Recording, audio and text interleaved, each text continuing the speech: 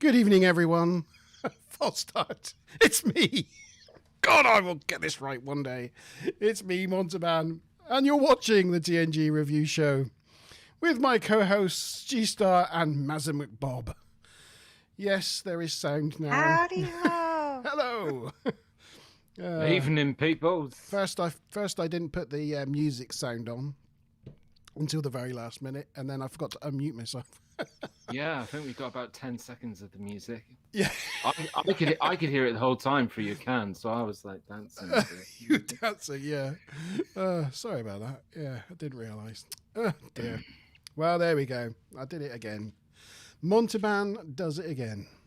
Boomers. Let us know if you're on, guys. Yes, good evening, everybody. Welcome to the TNG review show. Hello, And Stuplum. Stuplum, is he there? Is he? Yeah. Oh, wow. Good evening, Stuplum. Tonight, we'll be reviewing the Season 2 episode, The Outrageous Okona. So that's tonight. That's what we got going on tonight. It's totally outrageous. He's totally outrageous. Yes. And how have you been this week, Mazamuk Bob? Oh, yeah, good, yeah. Work vaguely stressful, but other than that, fine. Yeah, apparently we're probably not going to have Joel on this evening. Maybe not. No, he's not feeling very well. So if you're watching this back when you're feeling better, Joel, we wish you well. And All good thoughts. all good thoughts to our friend Joel this evening in chat, please. Get well soon. He's not feeling very well. So hopefully that will help him out with our good thought vibes. Yes. And Mr. G-Star, how are you? Yeah, as I was saying to you earlier, I've become a landscaper this week. Yes. A manscaper. A manscaper? No, a landscaper. With my land. And a bit of a carpenter. A bit of a carpenter. Wow. We are looking forward to seeing your efforts this weekend. Hopefully, weather permitting. Yes. As we wish our LJ happy birthday. And hello to all you in chat, which is Stublum at the moment. And Smiler. Smiler's and there. Smiler. Has anybody messaged Karen? Oh, no. Yeah, somebody messaged Karen. And welcome to Joni Bob and Thingy Me. What's his name? Thingy Me, what's his name? Yeah. Thanks for joining us, Thingy Me. Yeah. Okay. Well, fingers crossed. Everything on the old stream dials telling me it's all working so far that today. That means nothing. It can say that now, and then in 5 minutes' time, it's it'll gone. Be It's yeah. Start doing the robot. Yeah. Yes. It's not doing it now. That was just a really good impression by us. Oh, that was. I honestly thought my internet was breaking for a minute. Yeah.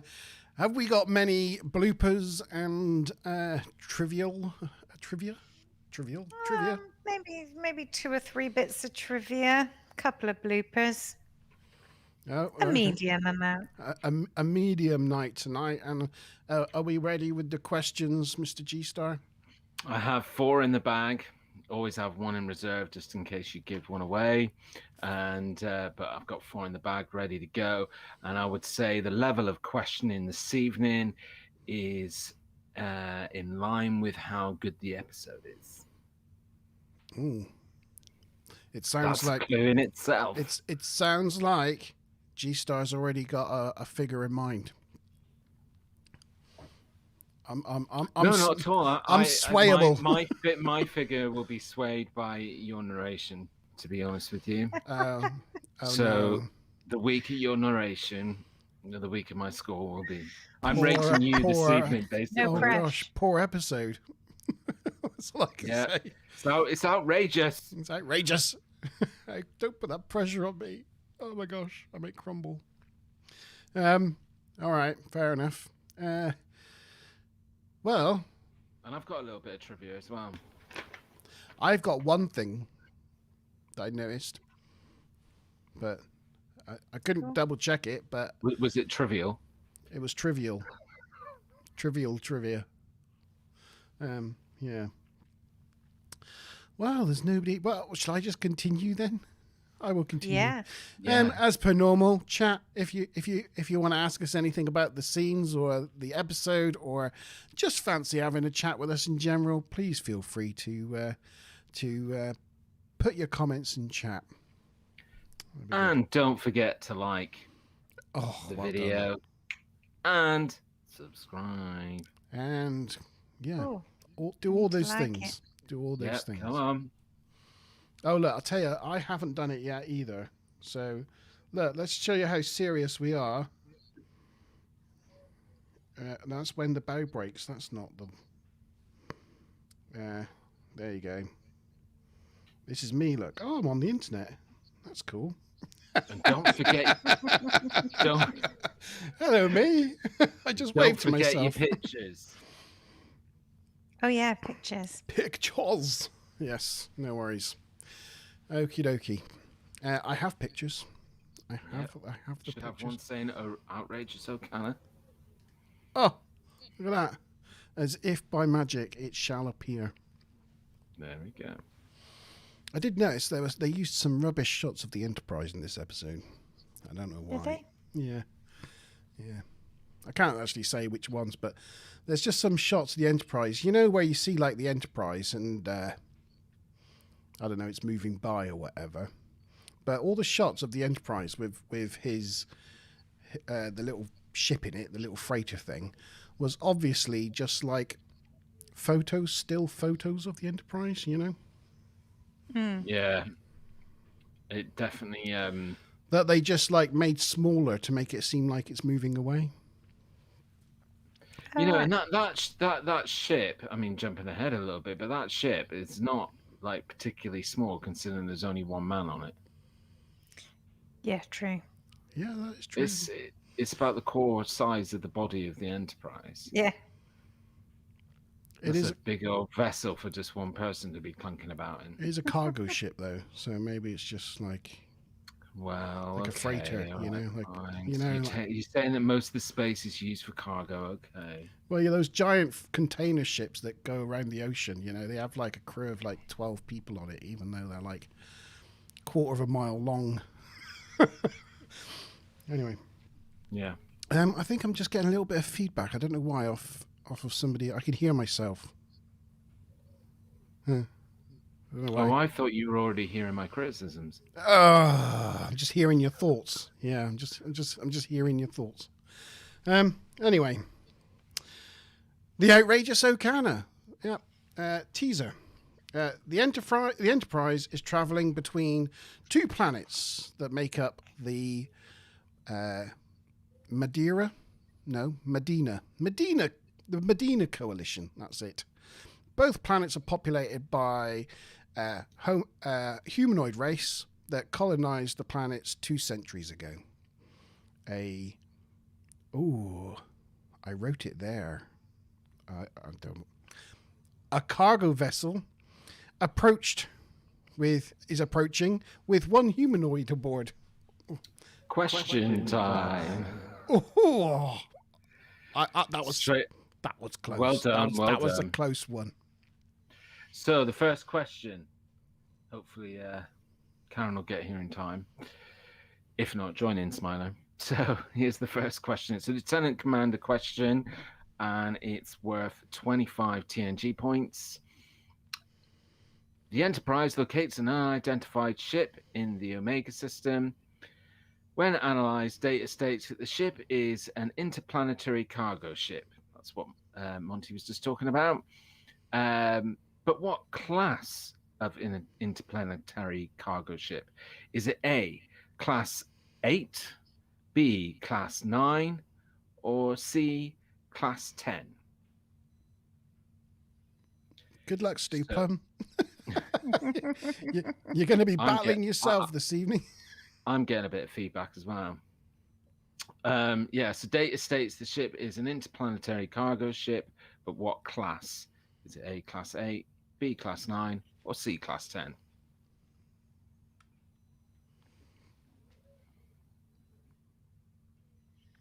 Funky Cold Medina. Thank you for Funky that, Smiler. Cold I thought Medina. that as well when he said Oh, Medina. The Medina system. Yeah. Funky Cold Medina. Yes, so the cargo vessel approaching, one humanoid aboard. It's Karen has come on board. Oh, hello, Karen. Hey! She has just beamed into transporter room 2, and she is on her way to the question bridge. Oh, she's straight in there. She's straight in there with the Answered beam. already. She's straight in and running. She's not hanging about this evening. Oh, you're too late, Smiler. She's in there already. Yes, so it's an interplanetary cargo ship with one humanoid aboard, and the sensors say it's armed with lasers. Oh, scary. They say lasers only, so I suppose that means it's not very good. I guess lasers are just like so 21st century. But it has no cargo aboard. Its navigation systems are shot, and the pilot is guiding it manually. So the Enterprise decides to go and assist, lend it some assistance. So they hail the cargo ship, and so what appears on the view screen but a nice view of somebody's ass. The ass introduces itself as Captain Okona of the cargo carrier Erstwhile, and he tells them that they can lower their phasers because he's not an aggressive. But Bears them no ill will. He bears them no ill will, and he's a little hurt when they told him that they totally weren't worried and they hadn't considered him a threat. He's like, oh. Do you want to do the answers, G? Oh, yes. So I am pleased to say that I've not got a pen. I need a pen. I'm pleased to say that I can go like this with points this evening at the kickoff. So 25 points to everybody. It was B, Class 9. Well done all. Yay! 25 points. What a good start. What a good start for everyone concerned. So the guy who plays Okona, anybody have any trivia about him? Nope. Yep. He's quite tall. Well, no, trivia is your thing. Trivia. I've just done the question. You go. Oh, well, I mean, I've got a couple things about him, but apparently, Billy Campbell was originally a contender for Riker's role, and he was favoured by Gene Roddenberry, but the studio and the casting people went with Frakes instead. They felt that he was too soft and that Jonathan Frakes had a bit of a harder edge. I can see that. And I got several bits of trivia. That's why I said shoot. I thought maybe you knew like some of them, but anyway. It was that one, and I know another one. Go on then. What was it? Hold on 2 seconds to find my notes. Or maybe don't go on. Hair. Well, the other one was that his name is really William Campbell, and they had to name him in such a way because there'd already been. I think they had to call him William H. Campbell or something like that because there had already been a William Campbell who was also played another part in several episodes in season 1, I believe. No, he was in the original series as the Squire of Trelane in the original series, and also plays Koloth in the original series and in Deep Space Nine. Yeah. He's a Klingon. So he's also called William Campbell. And the third thing is that Billy Campbell is the first cousin to Bruce Campbell, B-movie legend who plays Axe and what's it called? Ash, Ash, in the Evil Dead. Yeah. And he's also on that Burn what's Notice. that detective? Yeah, Burn Notice. Yeah. Yeah. He's the washed out bum in It's his Burn first Notice. cousin. I like You that kind of guy. see a little bit of a family I can resemblance. see it. Yeah, yeah. They both got that roguish look. Both very roguish. Yeah. So there you Yeah. go. I think Yeah, that's yeah. all my trivia about him. Yeah, Quite it was surprised that Bruce Campbell didn't come up in Star Trek. Has he not been in Star Trek anywhere? I'm a bit surprised. Not that I'm aware of, no. You'd think he would have You played some character somewhere in at least one Yeah. episode. But, Well, all I'm going to say is Rocketeer. Rocketeer. Now, you got to remember that is it 80s or 90s? 90s. The film Rocketeer. Yeah. Oh, right. Yeah, I think I know the one. He was the lead role in it. Oh, was he? Was He he? Okay. was the Rocketeer. Yeah, he was that guy. Isn't that a Disney? Don't know. I can't remember. I think it might be. Hold on. Let me check. Interesting. I didn't realise it was him. Yeah, it's Walt Disney Pictures. Yeah. Yeah. But Oh, yeah, that was him as Rocketeer. Cool. Anyway, pray continue, Monty Ban. Yeah. Picard asked Troy for her opinion of Okona, and she describes him as the best way she can describe him as a rogue. And Data does his rogue, and then quotes the thesaurus of what rogue means. And Troy shuts him up this time. They agree to help him fix his systems. And as they are doing so, he hears a female voice on the bridge, and he's like, "Well, hey, you have females on board?" And that amuses Riker. Riker appears to be amused by that. He does that kind of sideways smile thing that he does. And that was the teaser. So, Act 1. The cargo ship docks with the Enterprise, and Riker, Worf, Data, and Wes all go down to the transporter room to meet Okona. And Lewis Lane beams him on board. And that was my one. That's my one bit of trivia from the episode. That I noticed that Lewis Lane beamed him on board, and she was the transporter chief. Now, I'm only saying that because when she appeared, I went back and rerun the credits because I was like, I don't remember seeing Terry Hatcher in the credits. She was uncredited, I wasn't would she? notice that. And Yeah. she didn't come up in the credits, so I'm assuming it was Terry Hatcher. Oh, yeah, it was definitely Terry Hatcher, yeah, but uncredited. I'm guessing before, I don't know whether it was just a cameo, but I don't understand that because, Yeah. well, Before the she was thing famous. is, no, there had to be something weird in it because she actually speaks and she has, yeah, she she's appears got in a couple of scenes. So substantial role. she would have had to have been credited. Now, usually people who are already successful will do stuff like cameos that go uncredited. So it's very strange considering she was at the start of her career. Because I was reading somewhere apparently she'd only done like one other thing before this or something.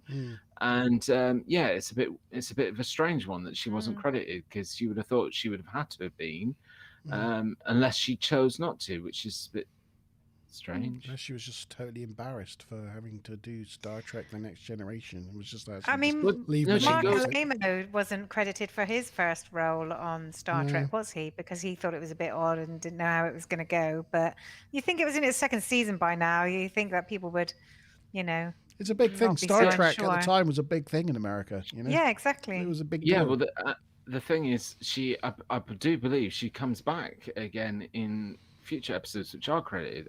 Oh, did she? I can't be sure I about don't know. that. Yeah. We'll see.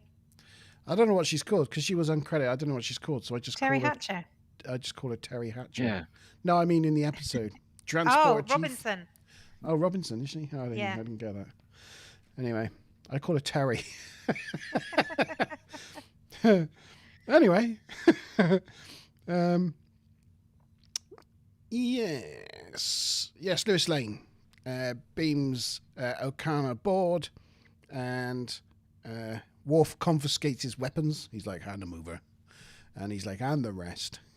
And he kind of looks at his knife like, oh, that's nice. yeah, he's like, oh, that's nice. And Okona's like, it's more of a jewelry piece, really. And again, the nothing to say that the transporters picked these things up, or informed Worf about them or anything. Just happens. He comes and shakes Riker's hand. Tells him he wants to oversee the repairs of his navigation device because he's a hands-on kind of guy.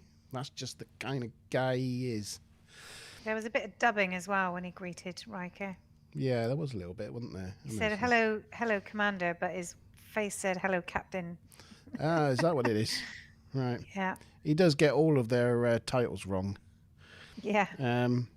He then completely blanks Data. Poor Data doesn't get a good return this season, does he? And moves straight on to Wesley, who I think he labels a commander or something. Yeah. And hands him the navigation system. And Wes corrects him and introduces himself. And he introduces himself as, my name's Crusher, Wesley Crusher. Which is just like James Bond, which I thought was funny. He goes Wesley Crusher. Wesley Crusher, yeah. And then Okona moves on to Terry, and he starts flirting with Terry. Riker thinks that Okona seems to have a good eye and good taste, but Riker then moves him along. Joins him up with Data and tells them to go off and start repairs on the navigation system. Yeah. One thing I noticed about the navigation system thing, the unit that they had, back in the 1990s, I worked for British Aerospace. And one of the things we built was laser ring gyros. And these are gyroscopes that are used on aeroplanes, commercial airplanes, or missile guidance systems, those sort of things. And they look exactly like, they're only like that big, they're only small, but they look exactly like the navigation system that Wesley was holding, that Okona brought aboard. Clever. Prop Master did his research. It's a scaled up ring laser gyro. Very clever. Yes. So in the corridor outside, Okona says, "Now that's what I call sex appeal," talking about the transporter chief, and I guess that's why they didn't have O'Brien in this episode. The scene wouldn't have worked as well. Would have been interesting. Yeah. And then Okona finds that sex appeal is not a part of Data's programming, so he asks him if he's seen any good computers lately. Poor Data. He just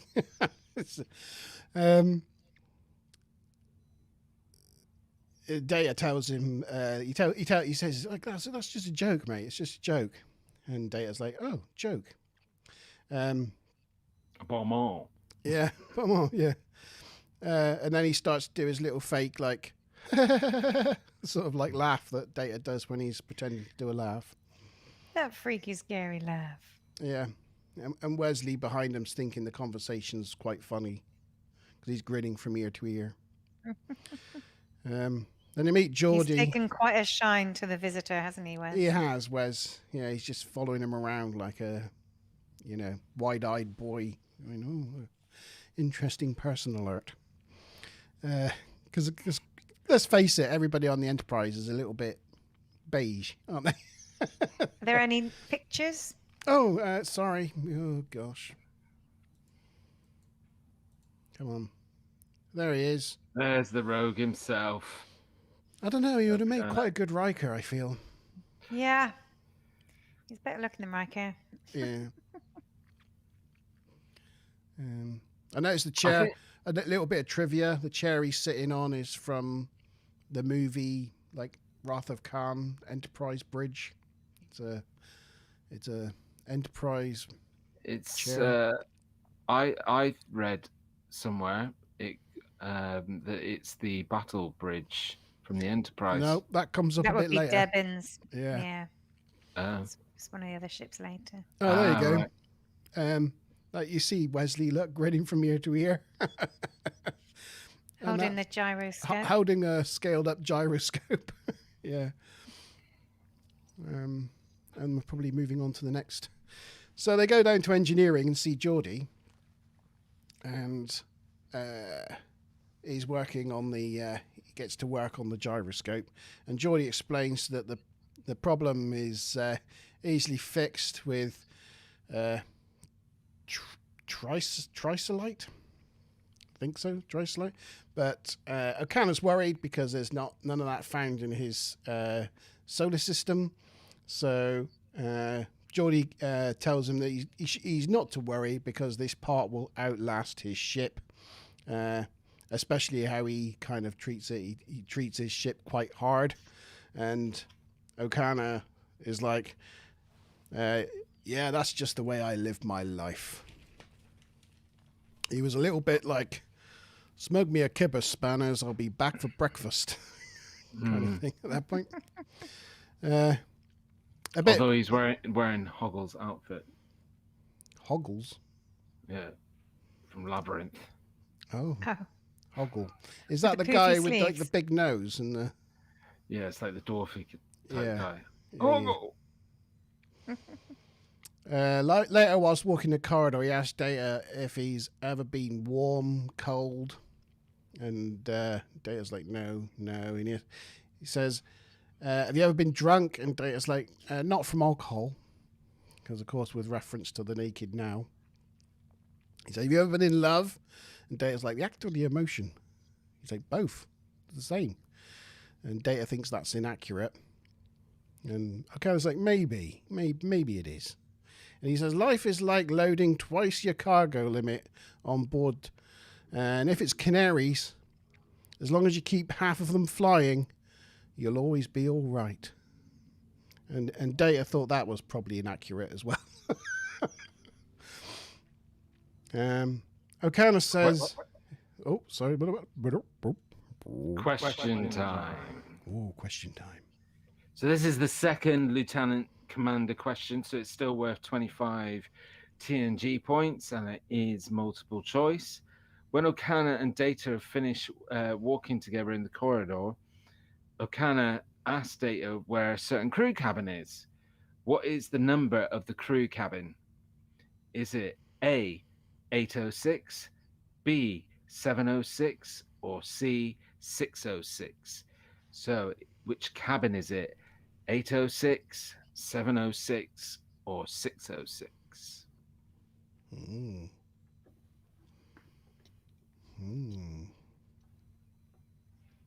25 TNG points. Get your answers in chat. Continue the Montius Banius. So yeah, he says a joke again to Data, and he asks Data if he knows what funny actually is, and poor Data doesn't. He's like, no, I don't really. Oh, hi, Mickey. Good evening, sir. Welcome on board. Let us know Mickey how you're Early's doing. late. How you're doing with watching TNG season 1. I know he's working his way through it.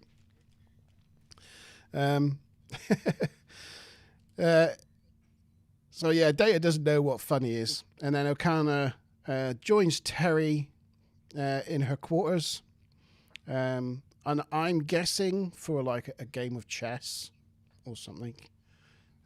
Yeah, She was that's definitely probably- dressed for chess. Yeah, well, when I was a teenager and watched this for the first time, I assumed it was like they were going to go play chess or something like that when my Terry had. No, you did not. You're such a liar. Because she couldn't do anything like that and not leave Superman. It's just. Why did Karen guess X, or is that a kiss? No, she didn't. Oh, no, it's C. Yeah, yeah. I think that was for Mickey. Oh. Oh, kisses for Mickey. Ah, that's nice.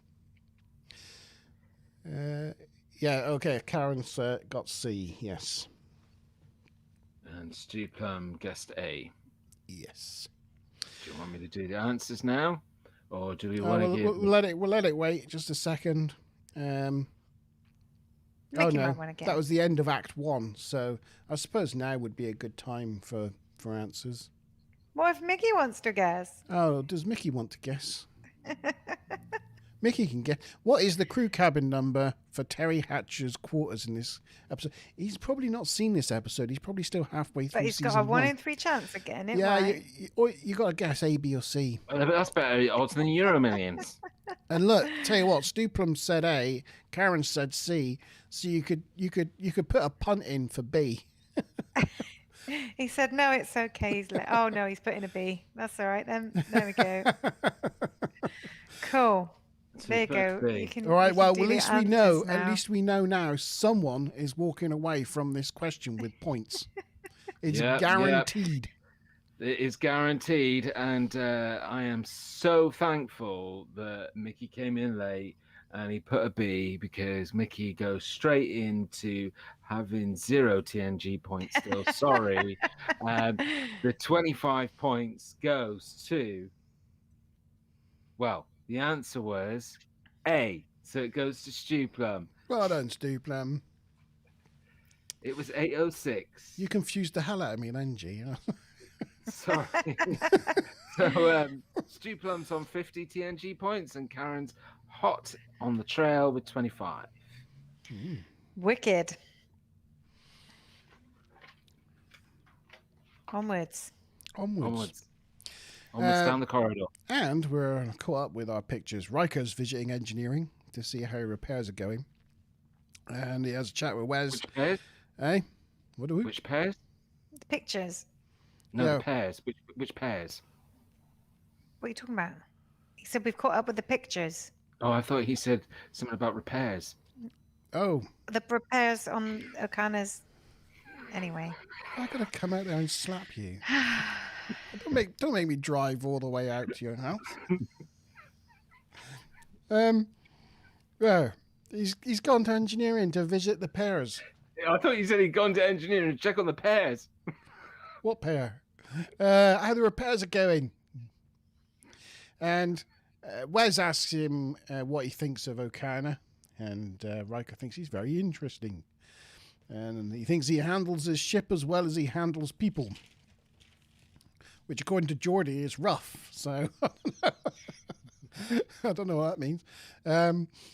He also explains that he loves life and lives his life by his own set of rules.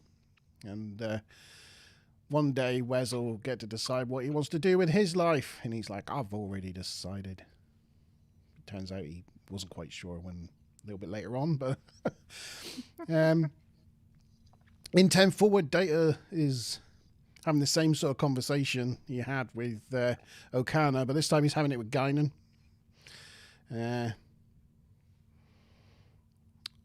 And she tries to explain. It's like, well, I'm talking about this because you're a droid and I'm annoyed. And Data's like, I don't get it. And I was watching it He says, thinking, why? Have I said something to offend you? yeah. She's like, no, No, Data, it's you're a because droid. you're a droid and I'm annoyed. Yeah. Data He does finally get it. he does get it, yeah, and he thinks maybe it wasn't funny. Maybe it's not funny. And I had to think, well, maybe Data's got a point. Really wasn't funny. But Guinan obviously has a particular sense of humor.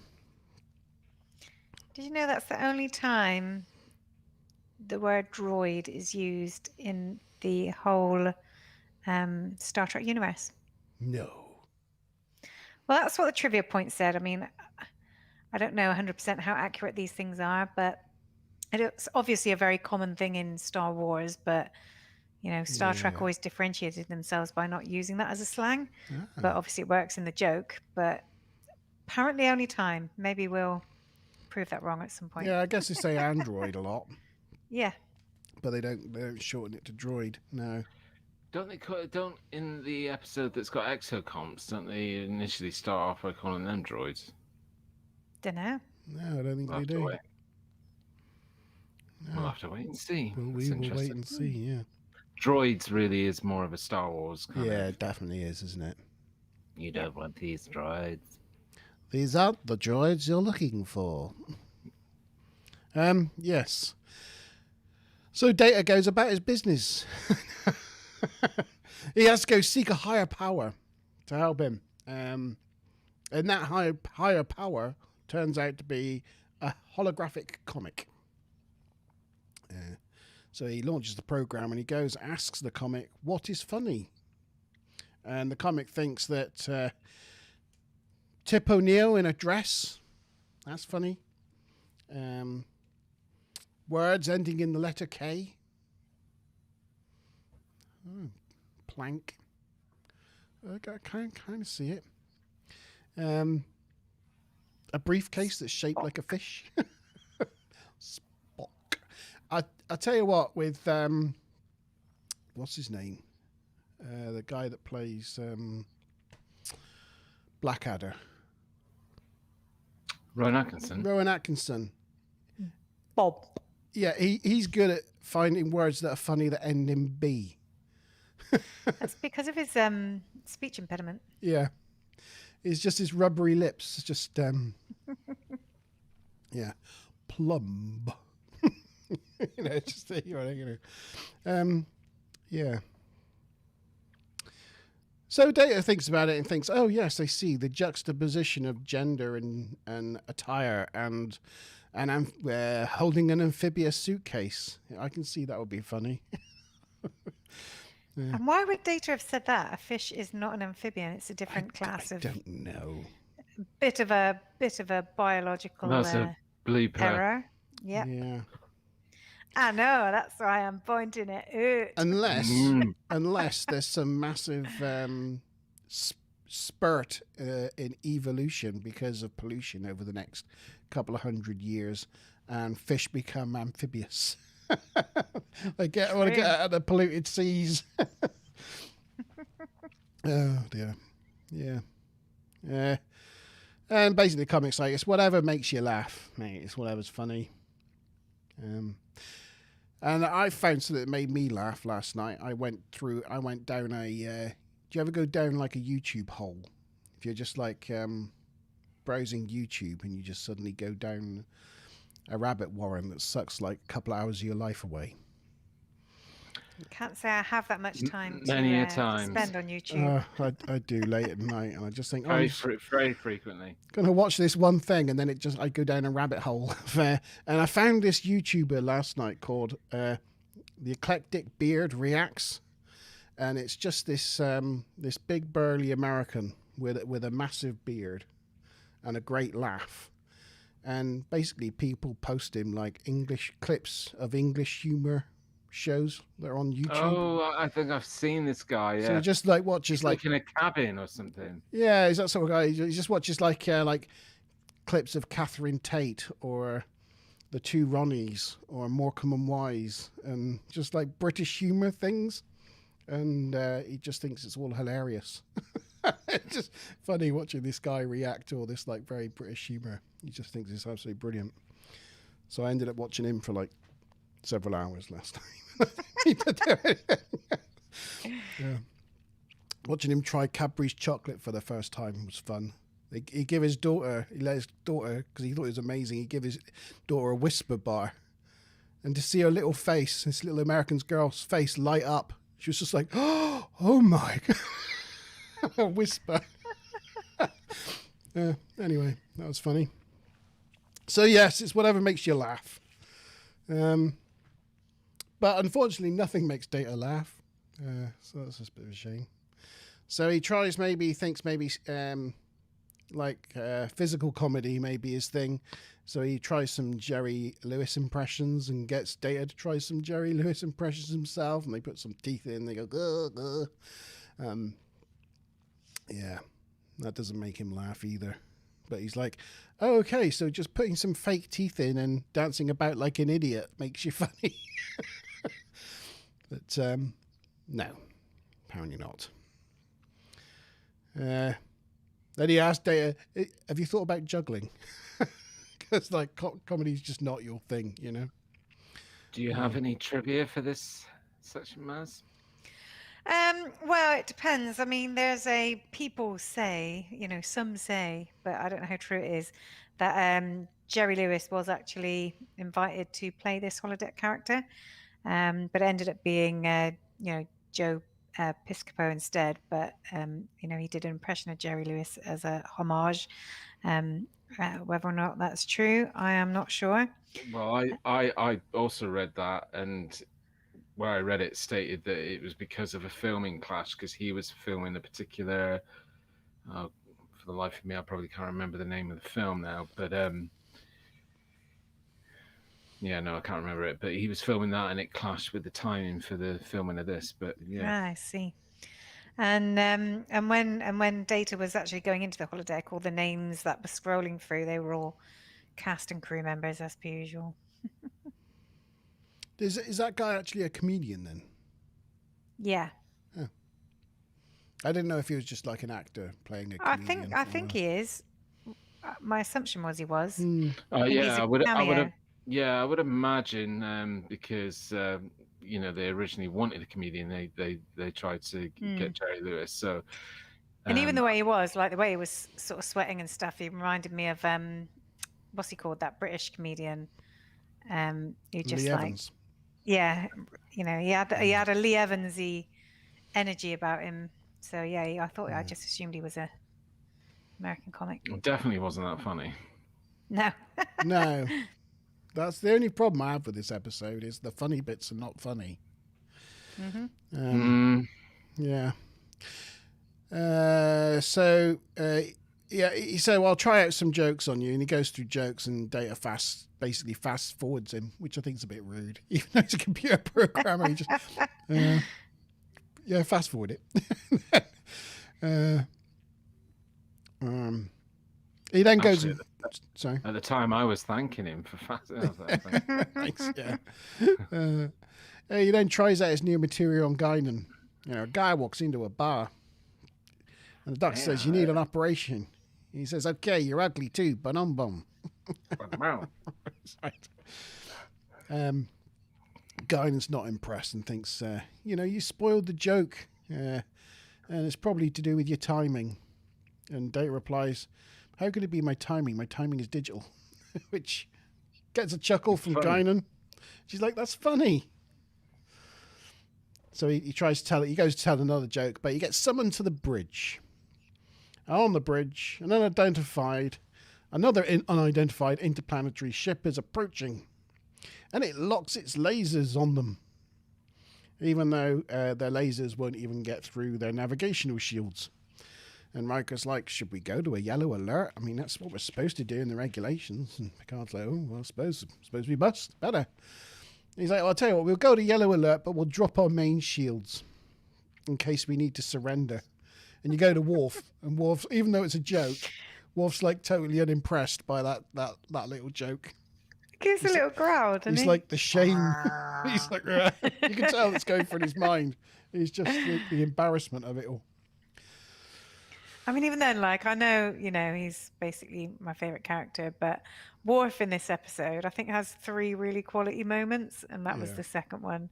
The first one was like this, appreciative respect of that knife, and the third one is, comes later. When he goes to pick him up in the quarters. Well, when they basically have telepathy, but anyway. So the ship hails, and it's the chap, Captain Debin. He's the captain of the ship, and he's come. He tells them that they need to surrender and prepare to be boarded, because they're towing the ship of a known criminal. He says Okona is wanted on his planet. Stuplum says pictures? For crimes committed. Oh, yeah, pictures, good point. Oh, yeah, look, there's the Jerry Lewis thing. Sorry, I forgets the pictures. Good call, Stuplum. Also, Karen earlier said, thanks to you for teaching her about YouTube. She has lost many hours of her life. Yes, sorry, Karen. So I do apologise. But check out the what's he called again? Joe Piscopo. The Eclectic Beard Reaction channel. Oh, Yeah, one of them is funny. He watches clips of the funniest football chants from English football, like from the Premier League, and they're all like awful, like just the worst things you can imagine anybody being called or said. Very English. Like calling the manager a paedophile and things, but in song, like with the whole stadium singing it, and this American's like, I just can't imagine anybody in America ever saying or doing anything that you English say, and I don't believe you can get away with it. And there's one where Sky TV were doing a bit to camera in the middle of the football pitch, and the whole crowd are just basically chanting, F you, Sky Sports. You shite type thing. And he's just like, I can't imagine American like Fox Sports or whatever, like coping with a stadium of people all just shouting obscenities at you. It's like, your English are just crazy. it's funny. Yeah. Anyway, there we go. We have to put a link in the description now. Yeah. Next, is there more pictures? There is, but it's getting a bit ahead of ourselves if I go on. All right, okay, that's fine. Yeah, they want Okona because he's committed crimes on their planet, and then another ship approaches, another interplanetary ship, and basically says the same thing, has the same demands. So Picard summons Okona to the bridge, but he doesn't come. It turns out he's hello, question time. Righto. Excuse me. I reckon I know what you're going to ask, and I reckon I won't know it. So this is a captain. This one is no, not a captain question. Oh. This is a commander question. So it's worth 50 TNG points, but there's a little bit of a mix on this one because it's not multiple choice. So you got to really earn these 50 points, guys.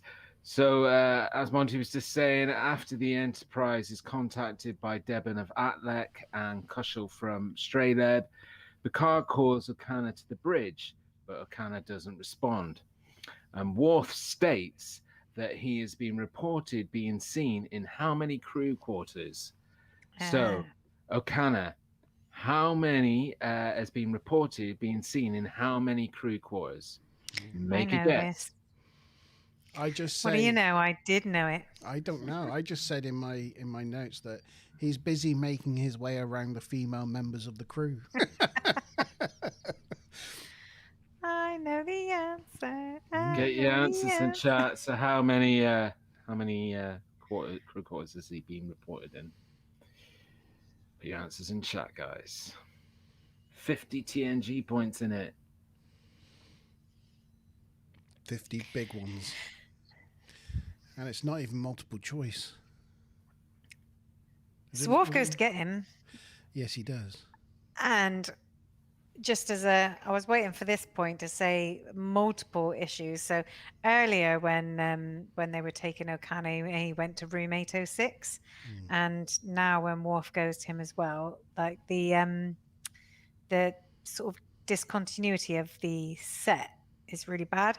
So earlier they got out. So Data and Okona originally got out of deck 10 on the holiday on the turbo lift, but then he went to room 806, which is on deck 8.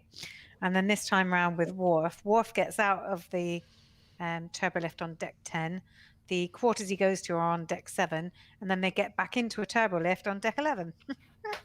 Wow. So they're like completely well off with all of their maybe there's stairs corridors somewhere. And turbo lifts. Maybe it's like the Orville and there's like a spiral staircase somewhere. Got two. We've got all the answers in. Oh, we got all of them. Yes, we have. Yeah. 3, 6, and 12. So doubling each time. Yes. Oh, well. Back. Yeah. Forwards and backwards. Yeah. So we have Mickey with a highest guess of 12. So stating that Okona's been pretty busy getting around 12 crew cabin quarters. And then we had Karen getting 6, half of that number. And then with half of that number again, we had Stuplum with 3. Stuplum is really rocking it tonight. He is 100% right, bang on the nose. It was 3 crew quarters that he'd been reported in. So well done, Stuplum. You get 100. 50. What did I say? 50 50. TNG points. Reason why I said 100 is because now that puts you on 100 TNG points, Stu. So you're slamming it. And we've still got Karen on 25 TNG points. The next question is the captain question, which is worth 100 points, so anybody can catch up, and it can be anybody's game. It's all to play for in the captain question. Yep. I might make Captain that into question will be multiple choice, but it will be finger on the buzzer, the quickest one in yeah. with the right answer. So yeah, Worf does go and get him, doesn't he? But he goes down there and he's visiting one of the female members of the crew, and he doesn't really want to go, and they square off against each other. But Worf's like, I'm going to be professional about this. And the female member of the crew doesn't help any, does she? She doesn't, like, recognize Worf's authority there, and she just couldn't give a monkey's, really. No. Well, she is in her off time. I guess so. I suppose she might But even... it's the way they square off and they just look at each other, and Worf says something like, "Yes, I'd like that." Yeah. it's just great. It's like as if that. they've had this Go little on, I'd telepathic like that. conversation. Yeah. Yeah. He was like, maybe another time. So Picard outlines the situation to him on the bridge. But Okona denies doing anything wrong on either of the planets. So Picard asks Worf to open hailing frequencies, and Worf's like, which one? And that flusters Picard. The first one. What's he called? So he asked Debin what crimes he's committed, and Debin doesn't want to tell him to begin with. He's like, none of your business. But it turns out that he got his daughter pregnant. Debin's daughter's preggers with apparently Okona's child. And he needs to come back and do the right thing, do the honest thing by his daughter. Picard then talks to, is it Kushnell? Kushnell? I didn't write his name down. Kushnell. Kushnell. Yes, Kushnell. Who accuses Okona of stealing a national treasure, the Jewel of Thesia. They all start arguing, so Picard mutes them all. And even though they're all muted, you can still see they're arguing on the view screen. So then he terminates the call. And Picard takes Okona to the ready room. And Okona, bless him, apologises for the predicament. Sorry? Oh, We caught up with the pictures yet? I did, yes, sorry. Yep. That's where they talk to them about the situation they're in. They all start arguing. What's the next one? Yeah, they all start arguing. So that's Kushnell on the left and Debin and on the right. And that's which is the redress of the and that's the redress. Yeah, we mentioned it earlier, G. That one on the right there, you can see the Battle Bridge view screen in the background. They redressed the Battle Bridge view screen there. They redressed it quite a lot actually, because it doesn't look a lot like it. They painted the surround and yeah. So yes. So yes, Okona apologises for the situation, for his predicament. He's put them all into and says he's sorry. He shouldn't have picked me up. But he said, how about, I've got an idea. How about we just carry on with the plan? You repair my ship and let me go, and I'll be just free to fend for myself. And he's like, well, they've got a faster ship than you. You'll just be overrun. And he's like, oh, well, I've got some tricks up my sleeve. Picard likes that idea. He's like, oh yeah, that's a really good plan. that takes this problem off my hands. Yeah, let's go with that one. So then Okona visits Geordi in engineering to find out how, we'll see if the repairs are finished, and Geordi's still working away. And after a talk with Wesley, which I think might be... There you go. Look, I did it on time this time. First time this episode, I actually changed the picture when I was supposed to. After a talk with Wesley, he decides that he's not going to run after all. That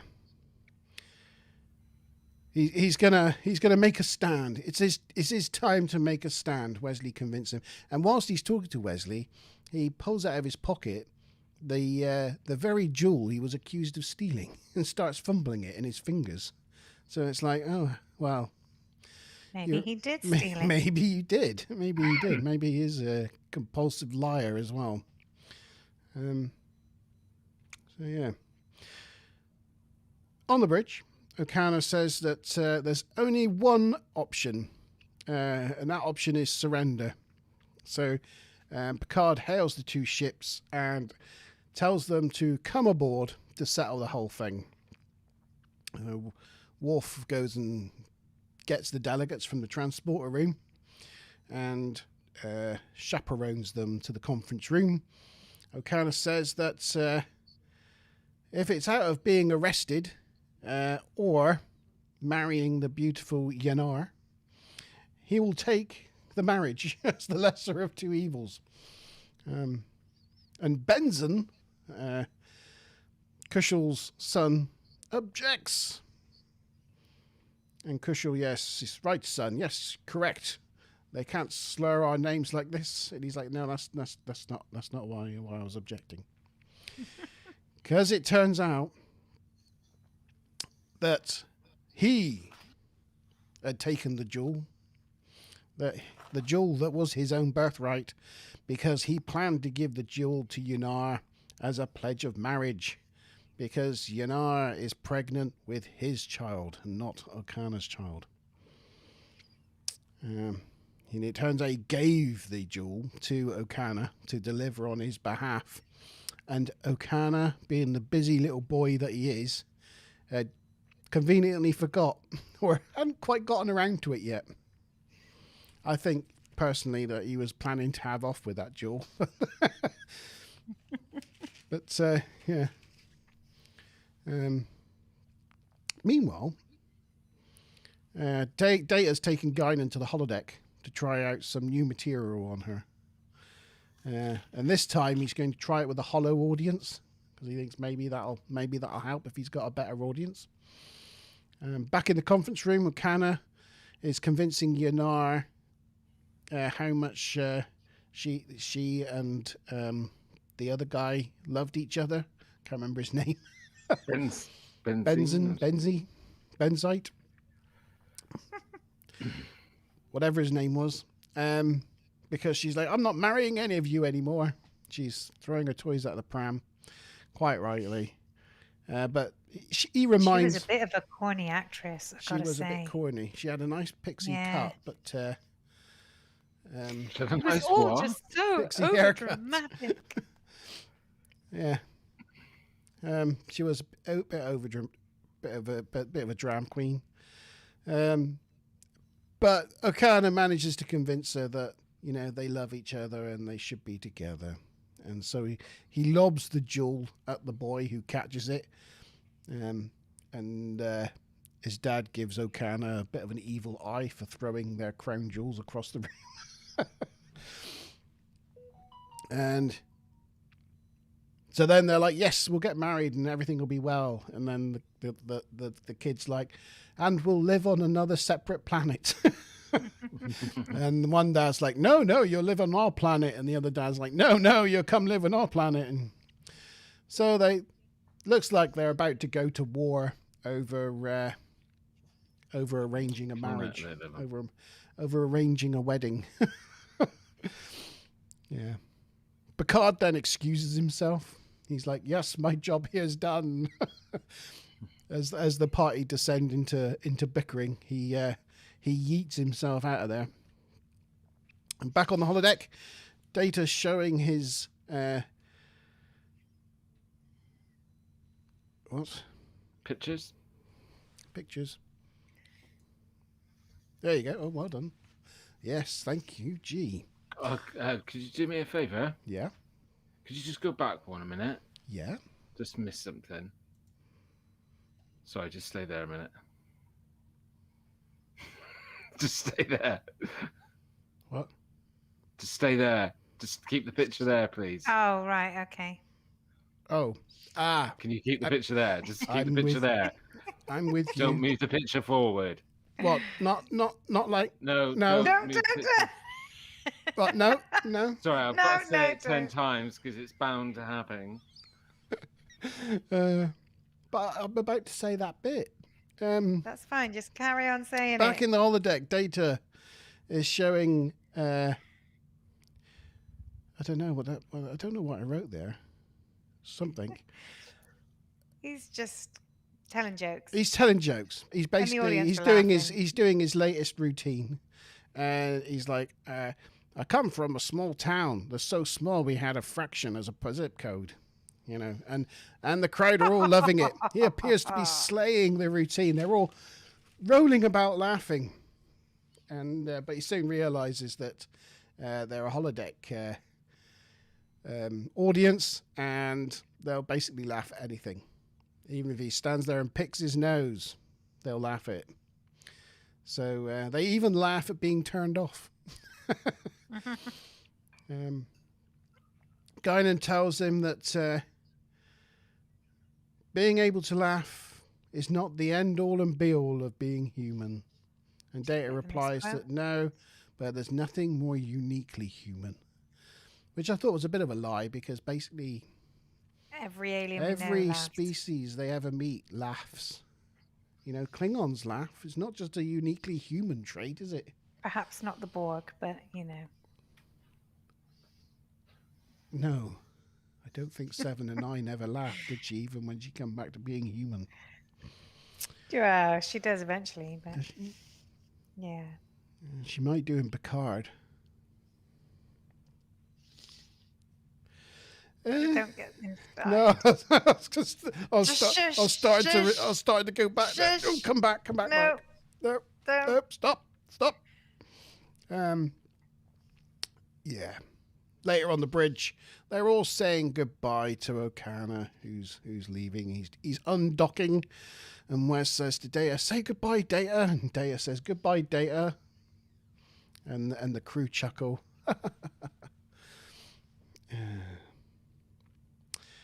That because three people laughed, Riker, Picard, and Troy.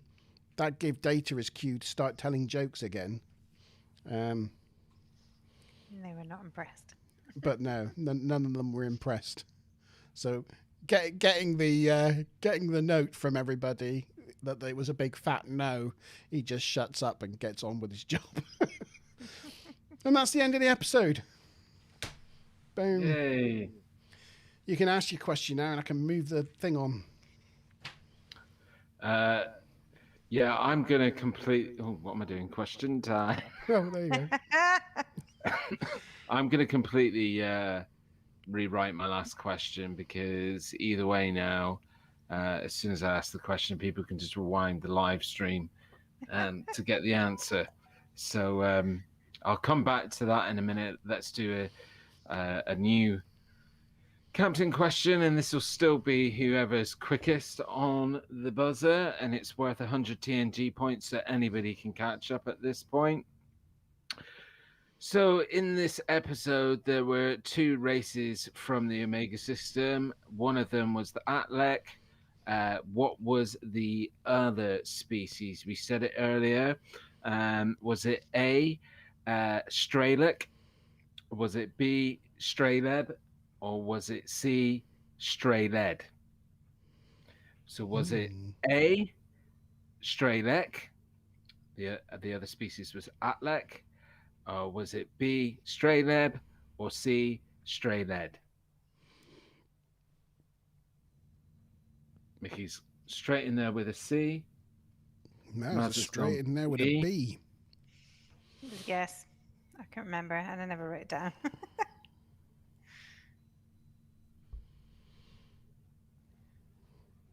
I'm going to go straight in there. Well, B and C have gone, so I'm going to go A.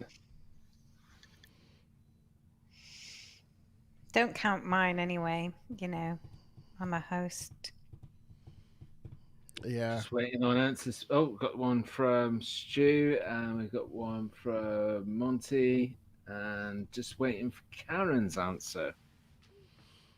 Karen. Wake Oh up, no, we're not waiting. Karen. I'm not waiting. What am I doing? Yeah, it was quickest on the buzzer, wasn't it? So Well, it's assuming somebody's got it right. yeah, well, somebody has got it right. So yeah, we've got to stop there. Sorry, I'm not doing the quiz time very, very well this evening. But so the correct answer was, thank you, Smiler, for writing that out so well. So I didn't even know what I was saying. The correct answer was B, Strayleb.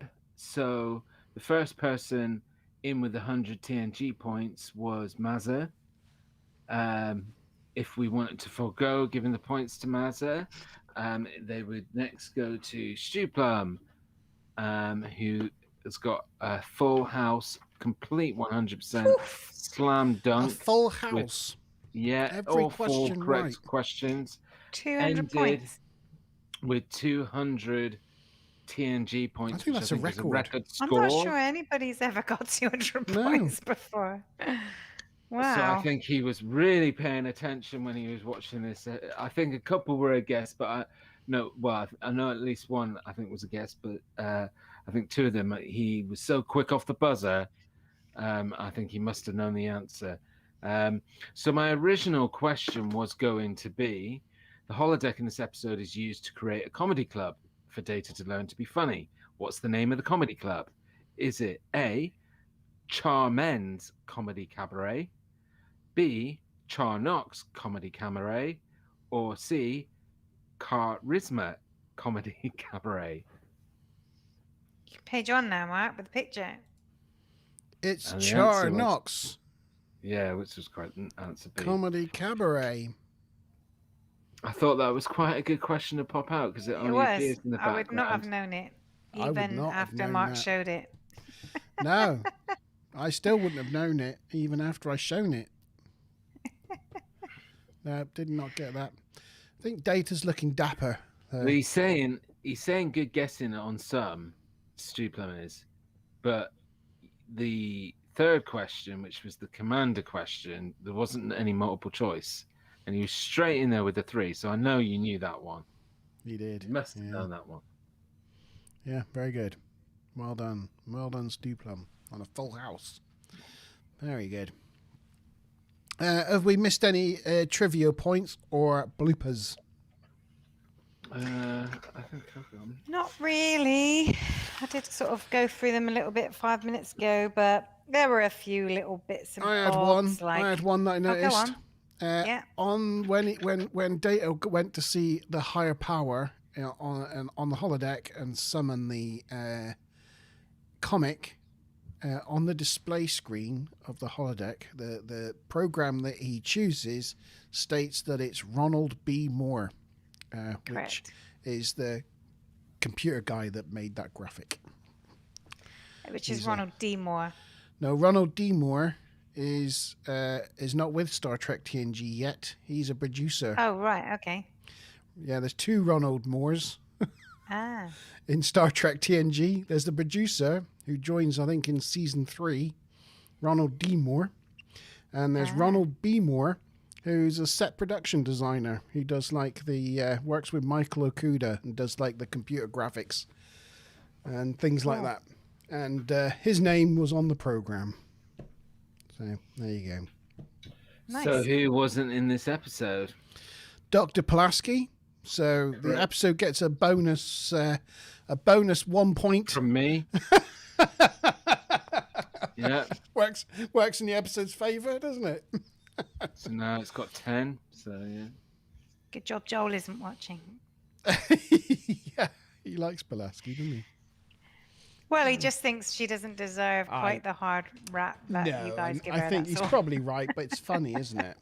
It is. It's always good to have a nemesis. It is. Yeah, she's our nemesis in this season. Well, yeah, he said Stu Plum did say he remembered that one, so well done. Yeah, hopefully some of these questions are making you guys watch the episode a little bit more, I, scrutinizing it and trying to remember stuff. I purposely didn't put Terry Hatcher's room number in my notes because I thought you might ask that as a question.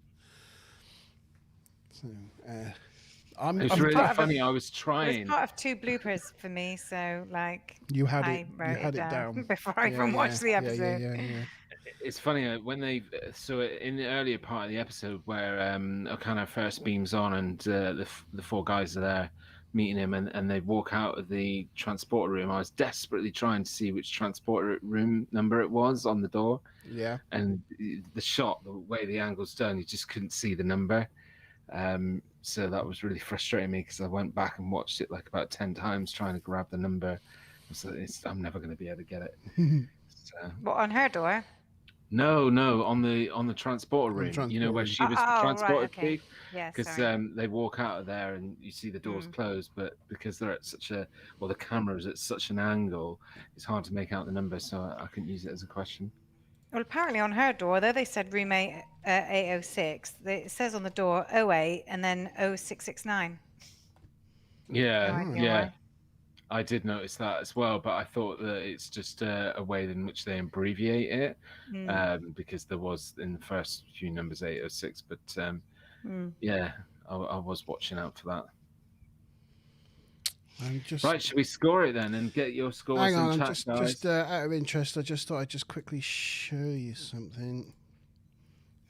Well, stop the guys getting their scores Yeah, in chat. think about your Yeah, scores. put your scores in chat.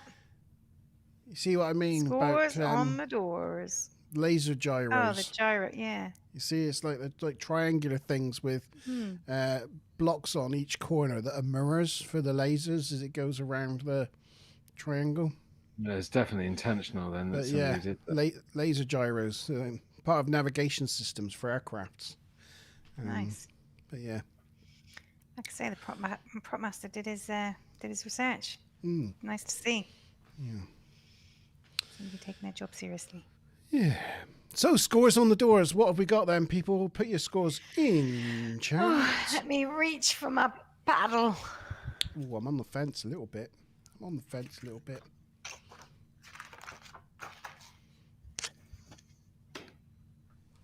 I could be swayed.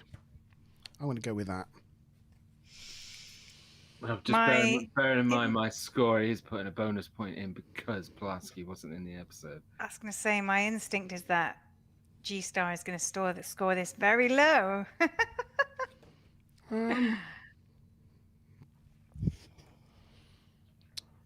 Yeah, okay. I'm going to go with that. Okay. I'm not going to put a bonus point in. I'm just going to give it my score of what I think the episode is. Here we go. Ready? 3, Ready? 2, 1, go. Oh, well, 5, 5, 6. That's Much of a muchness. That's about right. I think it's a middling episode, isn't it? I don't think it's. Yeah. Yeah, I would have scored it 4, but I've given it 5 because Pulaski wasn't in it. I think it was a little bit better than a 4. It wasn't too bad. One thing I liked about it was it felt like a TNG episode. After the first season, I think Star Trek TNG starting to get into its stride with the characters. You know, it's more another further exploration of Data from the last episode, which I think was good. But I think for me, it was just a little bit boring. Yeah, well, I think for me, the thing that either the writers were having a bad time of it or Brent was having a bad time of it on this episode, or there was some disconnect from the director or what, I don't know what, but there was so much potential for some really funny bits in this. And even like Brent, he's really, his comedy timing is really great. Even in some of the bits where it was all about that comedy timing, whether conscious or unconscious, it didn't seem to have that same pizzazz as what he does.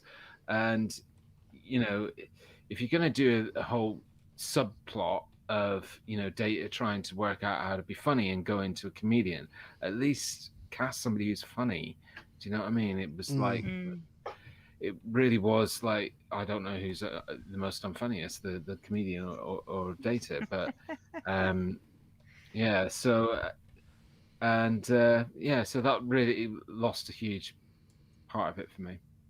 And then the main storyline was, a bit boring. It was a bit predictable. And it was a bit boring, wasn't it? Mm. I just think, for me, Okona could have been a bit more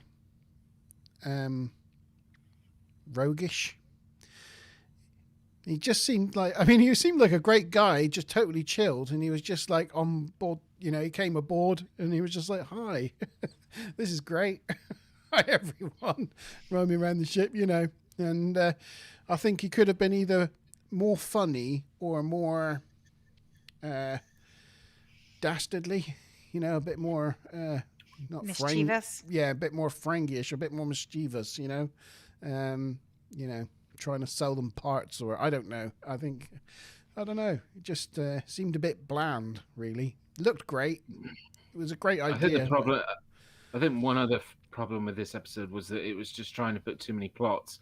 If they'd done an episode about him and coming on the ship, and then done another episode with the whole Data's journey trying to be funny. Oh, no. Then it wouldn't have felt like a Next Generation episode, would it, Mark? Because you have to have your main plot and your subplot. Well, That's the point. Yeah. That's what Monty says makes it feel like Star Trek. Yeah, I do like the yeah. I think it is. I think that's why I said like it's starting to feel very TNG like. It works sometimes, but in this occasion, it certainly didn't work. It didn't do it. Neither story delivered at all. And that's why it would have deserved 4, but definitely boosted to 5 because yeah, Moolah was not in it. Yeah, Diana Moolah. Where's the here's the scores.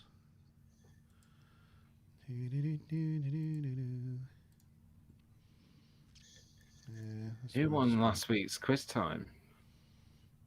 Me.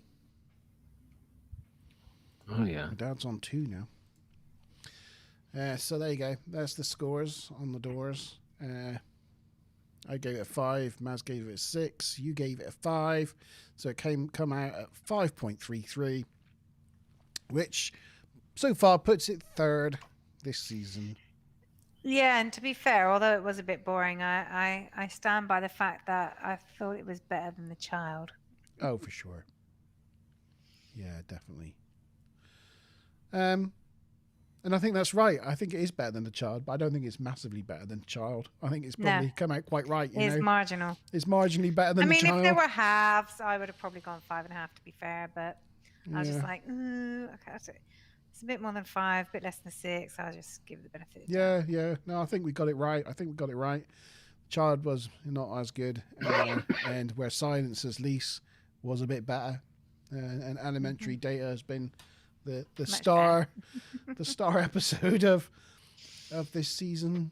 Who knows if we're going to beat that later on this season? Well, I don't know. We'll have to see. What do we have? 889 for that? Yeah, 889. Stu Plum gave it a 5. I don't know if Mickey or Karen, if you're still around, what you would have given it in your scores.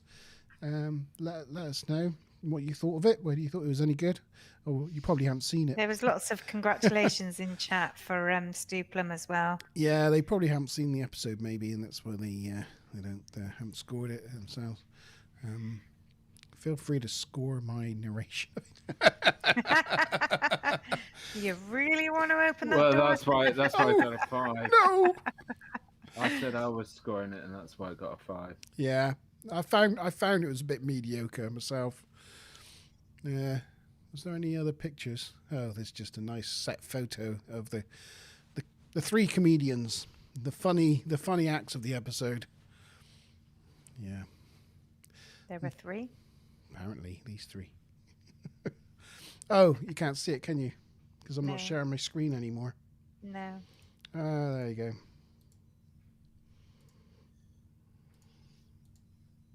There you go.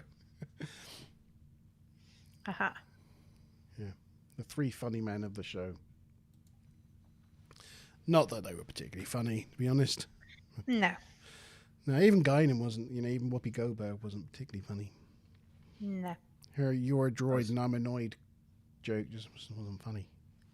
Yeah, that's like I said earlier on, though. I don't reckon that was written by her. No. Of course it wasn't. What's the next episode? Oh, Mickey's getting towards the end of season 1, so he's nearly there. Ooh. He's a So couple we're only, off. 4 episodes into this season or something? So Yeah. getting close. Yeah, four episodes in, aren't we?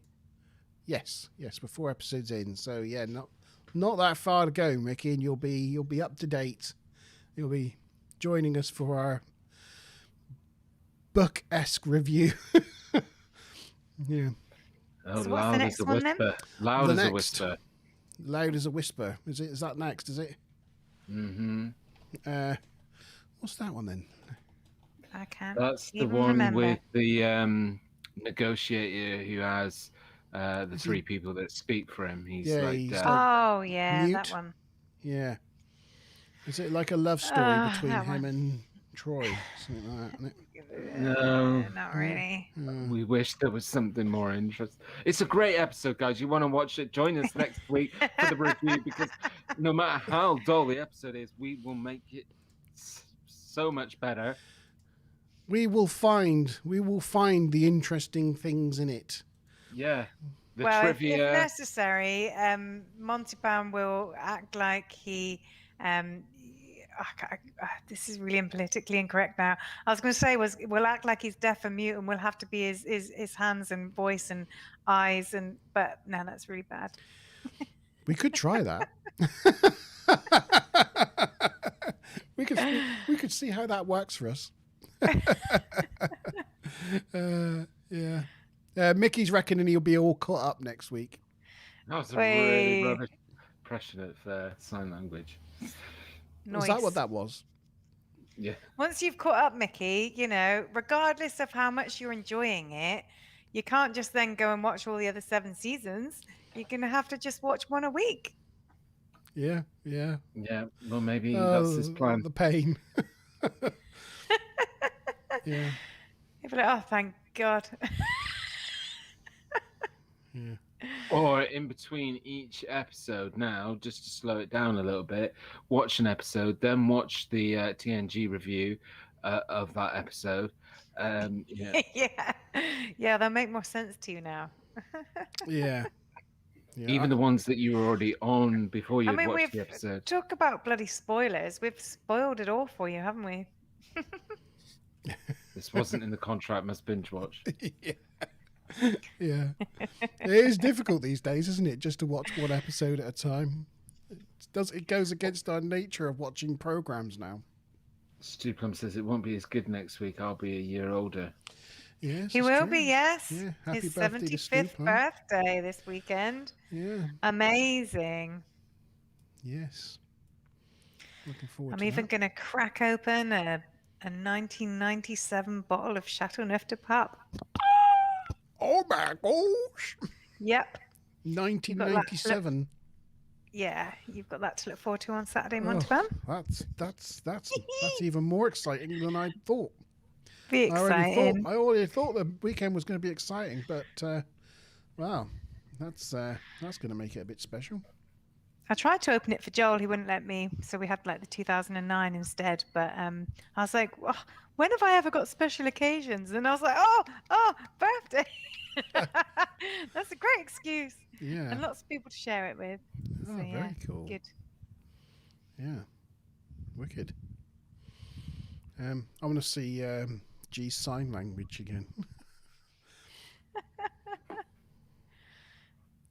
It's great. I don't That know woman? Is that a woman? Yeah. Oh no, that's just like that, That's isn't it? female. Is that? I think that's male. jellyfish. I can do the alphabet like A, B, C, D, E, F, G, H, I, J, K, but I can't do actual words. It's a vertically challenged Mexican wave. That was one of those Nice. clips that the bearded guy watched. Was Catherine Tate, a Catherine Tate sketch where that's this business guy. He's got to do a conference to all these investors from different countries, and his interpreter. See you later, Stu Plum. His interpreter's not turned up, so he asks his assistant Karen if she's like, "Oh yeah, I did it in university. I can interpret. Don't you worry." So they go into this executive meeting with all these high-powered people from around the world, and the boss gives his introduction, and so then turns to Catherine Tate, and she like looks at the first guy, looks at his nationality, and it's like French. He's like the French diplomat or whatever, and she's just like, hoi hoi hoi hoi hoi hoi hoi. And then just goes from each country to each country, just getting more and more like, you know, awful, like, you know, to like Italian, Mexican, Japanese. And this American guy's just like, I can't believe you put this on television. He said there'd be a riot if you did that. It's only a matter of time, though. Gradually, anything politically incorrect is gradually being censored. Yeah. Anywho, right. So there you go. That was the Outrageous Okona. Join us next week for. Give me the name of the episode again, G. As Loud as a Whisper. Where silence has least. Oh yeah, sorry. Loud as a whisper. Is it? No. Loud as a whisper. Loud as a whisper. Yeah. Yeah, it was similar sounding. Where Silence Has Least was a couple of episodes ago, wasn't it? Yeah, it was. Yeah. They certainly had a theme. Join us next week for that one, and happy birthday to those people having birthdays on the weekend, and get well soon, Joel. Cheers all. We will see you next week. Bye. Bye.